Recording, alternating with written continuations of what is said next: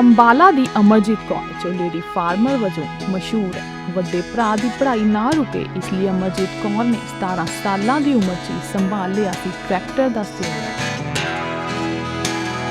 ਆਪਣੇ ਭਰਾ ਨੂੰ ਪੜ੍ਹਾਇਆ ਤੇ ਸਰਕਾਰੀ ਅਫਸਰ ਬਣਾਇਆ, ਪਰ ਅੱਜ ਵੀ ਇਕੱਲੇ 10 ਏਕੜ ਜ਼ਮੀਨ ਦੀ ਕਾਸ਼ਤ ਕਰਦੀ ਹੈ।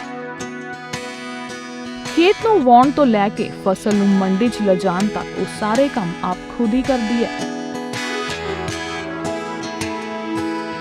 ਪਿਤਾ ਦੇ ਡਿਪਰੈਸ਼ਨ 'ਚ ਆਉਣ ਕਾਰਨ 17 ਸਾਲਾ ਅਮਰਜੀਤ ਨੇ ਘਰ ਦੀ ਜ਼ਿੰਮੇਵਾਰੀ ਆਪਣੇ ਸਿਰ ਚੁੱਕ ਲਈ, ਪਰ ਨਾਲ ਆਪਣੀ ਪੜ੍ਹਾਈ ਵੀ ਨਹੀਂ ਛੱਡੀ। ਅਮਰਜੀਤ ਨੇ ਪੰਜਾਬੀ 'ਚ ਮਾਸਟਰ ਡਿਗਰੀ ਹਾਸਲ ਕੀਤੀ ਹੈ ਤੇ ਖੇਤੀਬਾੜੀ 'ਚ ਵੀ ਡਿਪਲੋਮਾ ਕੀਤਾ। अगर अपने बारे दसना चाहूँगी कि मैं पिछले लगभग 15-16 साल तो खेती कर रही हैं और मैं खुद कर रही हाँ, मेरे ना कोई काम करने वाला नहीं हैगा। तो मेरी फैमिली मेरे मम्मी आ ते मेरे ब्रदर आ ते पूरी फैमिली है मेरे नाल। तो मैं ये सिचुएशन उदों पई जदों मैं बहुत छोटी एज सी मेरी 15-16 साल के लगभग। मैं स्कूल पास आउट किया सीगा सुखपाल सीनियर सैकेंडरी स्कूल वाले तो मैं जिवें ही कॉलेज में एंटर किया तो साडे घर दे उपर दुखों का पहाड़ टुट गया। वो ਇਹੋ ਜਿਹਾ ਟੁੱਟਾ कि मैं अगर मतलब कि ये सोचा कि बहुत छोटी एज आ, मैनू पता है नहीं कुछ।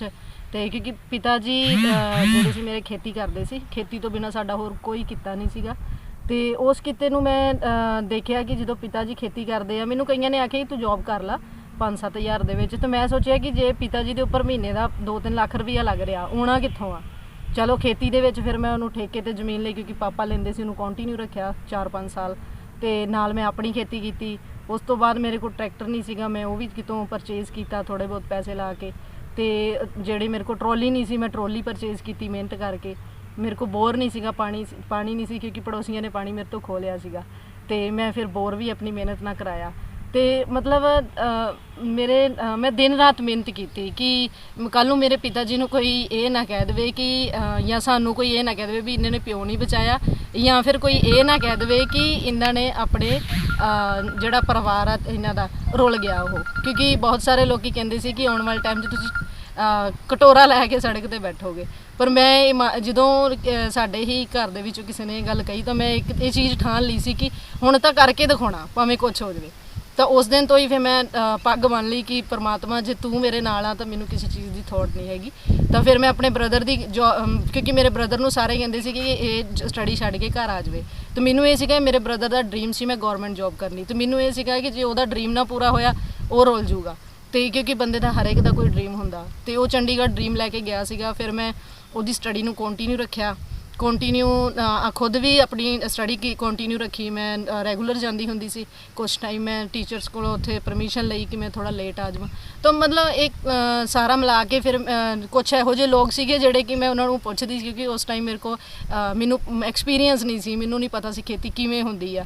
तो मैं बड़े लोगों को पुछना भी इनू किवें करना। कुछ लोगों ने तो सही सलाह देनी नहीं, पर उस तो ज़्यादा लोगों ने तो मैनू गलत ही दसना। तो एक फसल नूं मैं 2-2 3-3 वारी भी अपने खेत चलाया, क्योंकि गन्ना लाउणा सीगा कि किन्ने इंच ते रखना, किवें लाउणा मैनू नहीं पता सीगा। जीरी लाउणी, अपनी पढ़ाई, खेती और घर तीनों चीज़ों को इकट्ठे संभाला।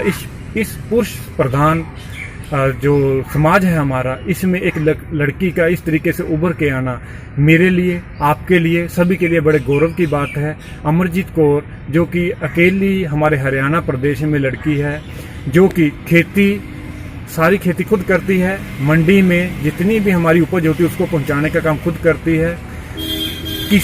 हमने किसी को नौकर को नहीं रखा हुआ, खुद सारी खेती करती है। और गन्ने की जो ट्रॉली भर भर के मील तक पहुंचाने का काम भी अमरजीत कौर खुद करती है। उसी ने मुझे हौसला दिया और उसी के हौसले के जज्बे के कारण मैं एक गवर्नमेंट अध्यापक के रूप में कार्यरत हो पाया हूँ। मेरी बहन मेरे भाइयों से कम नहीं है, और मैं सभी से अनुरोध करूंगा कि जितने भी भाई हैं वो अपनी बहनों को सबसे पहले एजुकेशन दें। एजुकेशन के साथ साथ वो जो काम अपनी ज़िंदगी में करना चाहती, जो मुकाम को पाना चाहती हैं, वहाँ तक पहुँचाने में उनकी हेल्प करें।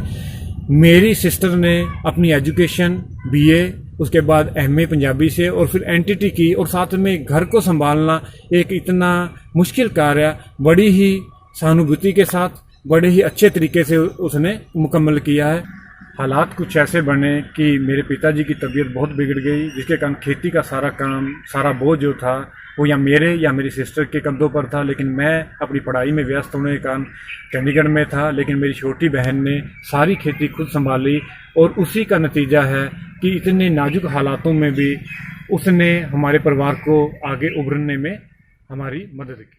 ਸਾਡਾ ਘਰ ਦਾ ਬਹੁਤ ਵੀ ਕੰਮ ਡਾਊਨ ਹੋ ਗਿਆ, ਰੋਟੀ ਵੀ ਨਹੀਂ ਸੀ ਕਿਸੇ ਕਿਸਮ ਦੀ ਪੱਕਦੀ ਹੁੰਦੀ। ਤੇ ਇਹ ਪਲੱਸ 2 'ਚ ਪੜ੍ਹਦੀ ਸੀ, ਪਲੱਸ 2 ਕਰਕੇ ਮੁੜ ਕੇ ਇਹਨੂੰ ਵਿਚਾਰੀ ਨੂੰ ਖੇਤੀ ਦਾ ਕੰਮ ਸ਼ੁਰੂ ਕੀਤਾ। ਕਹਿਣ ਲੱਗੀ ਮੰਮੀ ਆਪਾਂ ਨਾ ਮੈਂ ਵੀ ਕਈ ਵਾਰੀ ਰੋਟੀ ਨਾ ਖਾਣੀ ਨਾ ਸੌਂ ਜਾਣਾ। ਤੇ ਇਹਦਾ ਪਾਪਾ ਜੀ ਬਹੁਤ ਜ਼ਿਆਦਾ ਬਿਮਾਰ ਸੀ। ਉਹਨਾਂ ਨੇ ਕਿਹਾ ਵੀ ਕਹਿੰਦਾ ਇੱਦਾਂ, ਇਹ ਕਹਿੰਦੀ ਆਂਦੀ ਮੰਮੀ ਤੂੰ ਰੋਇਆ ਨਾ ਕਰ ਤੇ ਆਪਾਂ ਆਪਣਾ ਕੰਮ ਆਪੇ ਸੰਭਾਲਾਂਗੇ। ਤੇ ਮੈਂ ਵੀ ਆਉਣਾ, ਇਹਨੇ ਵੀ ਆਉਣਾ, ਅਸੀਂ ਦੋਵਾਂ ਮਾਵਾਂ ਧੀਆਂ ਨੇ ਬਸ ਖੇਤਾਂ 'ਚ ਕੰਮ ਕਰਨੇ। ਕੰਮ ਕਰਕੇ ਤੇ ਆਪਣੀ ਰੋਟੀ ਦਾ ਸਾਧਨ ਬਣਾਇਆ ਤੇ ਟਾਈਮ ਪਾਸ ਕਰਦੇ ਰਹੇ। ਚਲੋ ਅੱਜ ਹੋਰ ਕੱਲ੍ਹ ਹੋਰ ਮੇਰੀ ਬੇਟੀ ਨੇ ਬਹੁਤ ਕੰਮ ਵੀ ਚੜਾ ਲਿਆ। ਹੁਣ ਮੈਨੂੰ ਐਸਾ ਲੱਗਦਾ ਮੇਰੀ ਬੇਟੀ ਬੇਟਿਆਂ ਸੇ ਵੱਧ ਆ।